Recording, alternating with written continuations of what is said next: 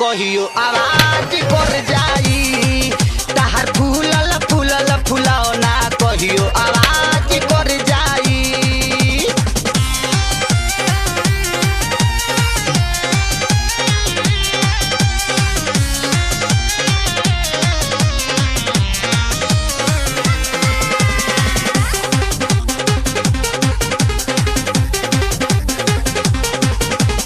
bumper जवानी तहारा बताना कस हो जहिया से देखतानी बैठता नस हो